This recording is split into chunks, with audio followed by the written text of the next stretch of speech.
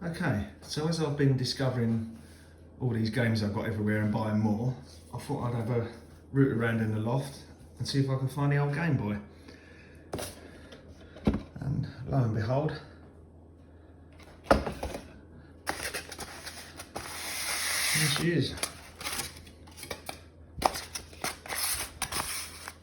All the instructions still. Tetra still in its case. Here we are. Now I have just tried this and the screen doesn't work. The light comes on, but there's nothing on the screen. And when I last played it, it had some pixelation across here. So whether it's got cold and damp in the loft or it's finally kaput, I don't know. But good to see. Cool, stick it on a shelf somewhere, I suppose. Right, next, what we got? This one, bought in Sydney Airport in about, 91, I guess that means. Maybe, I don't know. 20th of May 1981 or 1991, might be, that might make sense.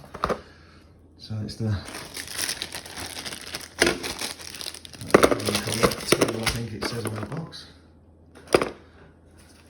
Still got all the instructions and what have you, and also a very cool poster. Some games on there, look at that. Not only that, flip it over, N64 time, which is pretty cool. So that's that. In games, what did we get? Only 2 left. I had more, I'll tell you what I had shortly. This was bought with the one in Oz. There's a $1 receipt. Still got the instructions and another poster, which I've never put up anywhere. There's that one. And I have no idea where this can come from, other than Japan. Japanese golf. How I've ended up with it, I don't know. But I've probably had it for nearly 30 years, I suppose. Japanese instructions. That's pretty cool. And then, to finish off, 2 Game & Watches. Safe Buster.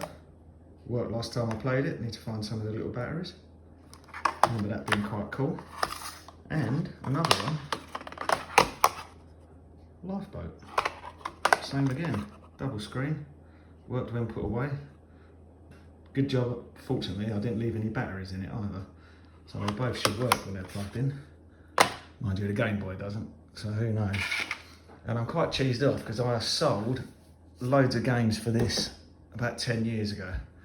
What did I have? Let's think. Mario and the 6 Golden Coins, Bugs Bunny, Spider-Man, Bombjack, a game called Fish Dude, which I remember selling for nearly 300 quid if I remember rightly, which blew my mind a bit.